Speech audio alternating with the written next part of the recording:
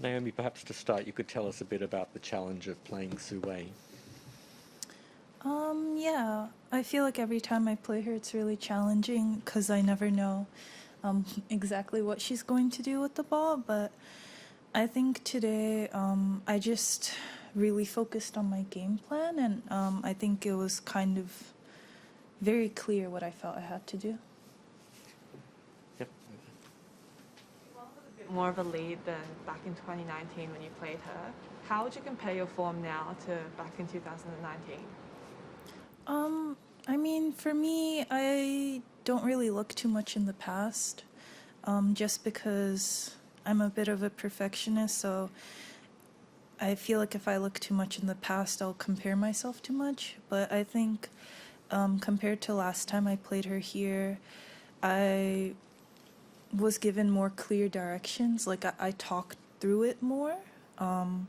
And for me, I also feel like I've experienced like what it is like to play her in those tough battles and kind of how to avoid that situation. Karen? You said on court that you always watch Serena's matches. Why is that? Like when I say that, I mean like, how do I say this? Like I don't really watch. I keep the TV on the tennis, right?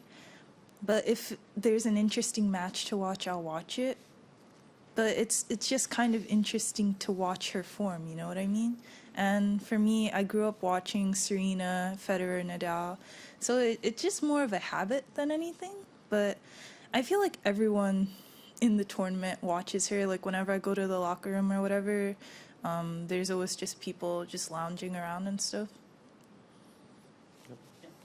Naomi, I know in your last match you said you struggled to tap into your instincts until you smashed your racket. Today it looked like you were able to tap into those instincts from the very first set. Is that something that you felt that you were able to really sort of tap into those instincts right from the beginning? Well, I felt like today I told myself just to be really intense from the beginning because I felt because I could compare it to something because I've never played Muguruza before, but this time I've played her so many times I felt like I knew what to expect and that I couldn't afford to be lazy with my footwork or anything, and I didn't want to play 3 sets today. So yeah, I felt like if it was something to compare to, I told myself to be intense like how I was against Cornet in my first match here. Have you watched much of Ash? You talked about Serena, but I'm not sure if you see Ash as your biggest opponent here against winning it, but the fact that the crowds aren't here for her, does that make her job harder? Honestly, I haven't seen that many of her matches because she plays at night and I kind of go to sleep.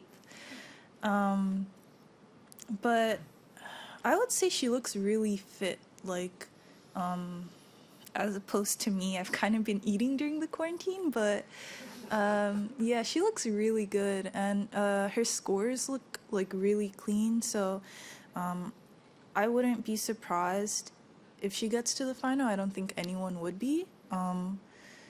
For me, she's a #1 player in the world, so it would be weird if I don't see her as like a rival or a threat.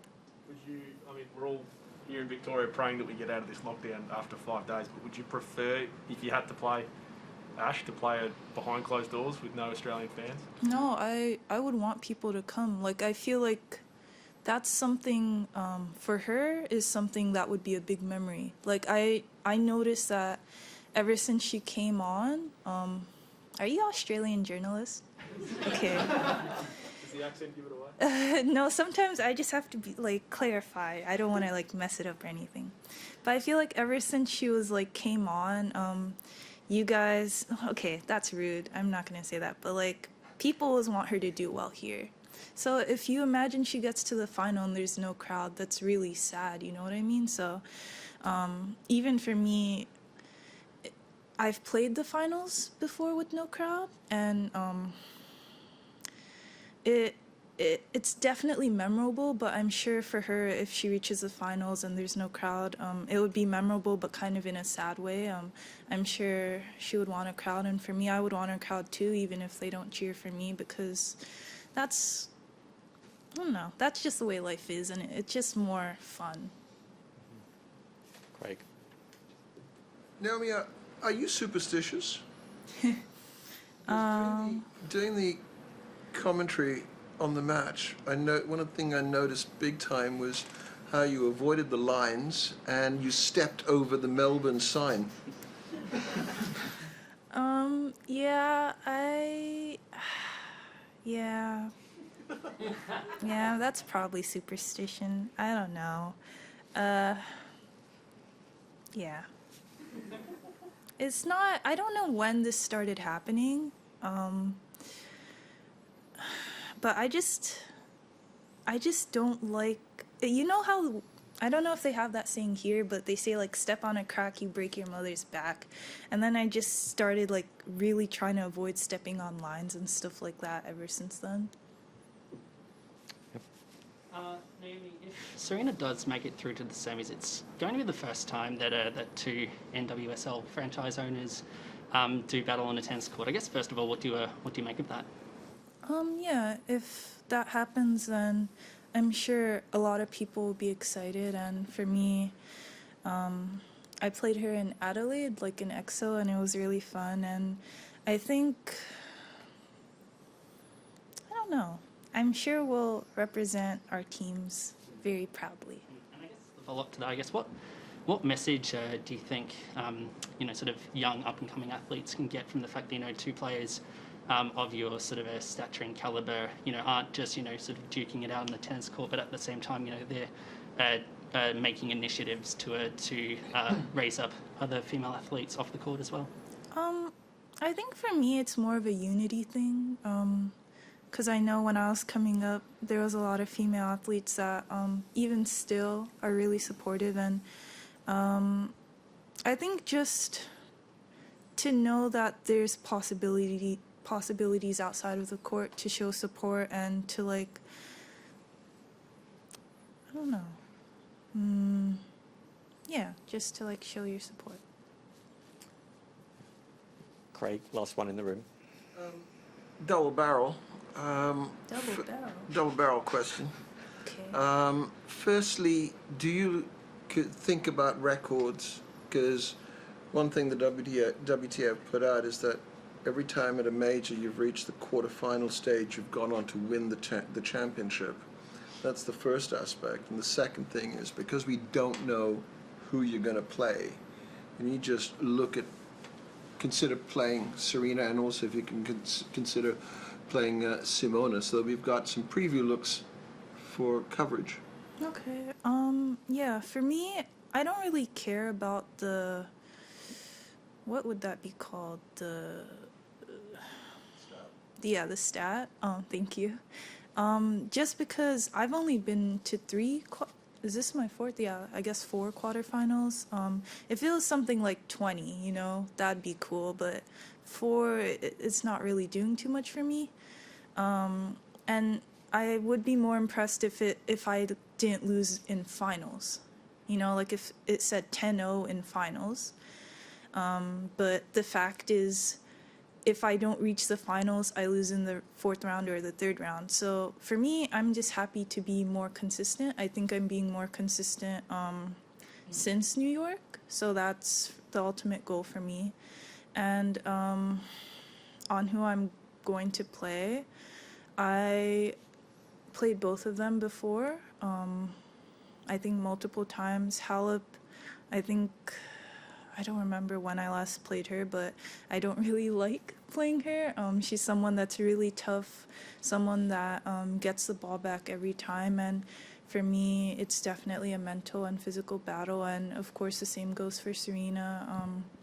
She's Serena, someone that I feel really intimidated when I see her on the other side of the court, but yeah, I feel like them playing their match tonight is going to be really fun, and definitely all of you guys are going to be watching it, so you can write your own preview probably better than I can talk it. a ghostwriter for it. Okay, Naomi, we'll move online. Just a reminder for those of you who have English questions for Naomi, if you could please use the raise your hand function now. Willie from ESPN, we'll start with you, please. Naomi, you were just speaking about the two possibilities for your next opponent, but how would you describe your level of confidence regardless of who the opponent is when you think about just your own game? I mean, for me, I think my confidence was raised after I played Muguruza the other day. Just because she's such a quality opponent, and I was really, like, my back was against the wall, and somehow I still had opportunities. So in that way, I wouldn't really say it's confidence, but more like I'm at ease with how my game is right now. Okay, Courtney, next question, please. Hey Naomi, just if in the event, if you do end up playing Simona, you guys haven't played since both of you became Grand Slam champions, which is a weird thing to think about. But because of that, would it feel as though it's similar to a first-time meeting, or would kind of the baggage of the other 5 matches play into it, you think? Honestly, I would kind of say if you haven't played someone in like 2 years, it doesn't count anymore, just because tennis is evolving so much, and people adjust their games, they switch coaches, they play better, they play worse, it doesn't really matter. But the base would be the same, but I would definitely say for someone like me and her, that so much has happened within that time period, it probably is a bit irrelevant.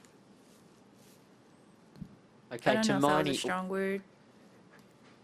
Tamani, next question, please.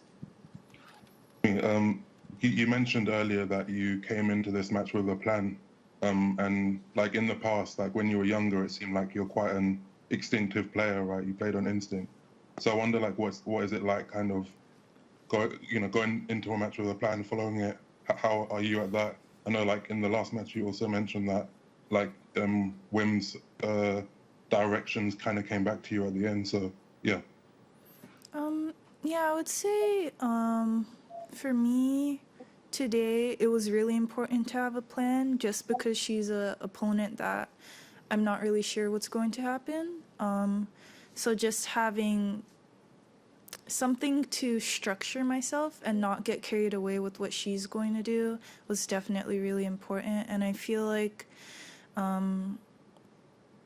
being able to receive information is something that I've been learning, and it's something that I feel my experience over these past couple years has helped me with, because I think a couple years ago I probably wouldn't be able to understand what I was supposed to do that well here. But yeah, definitely I feel like I'm getting better at being able to stick to a plan. I know my attention isn't that great all the time, but yeah.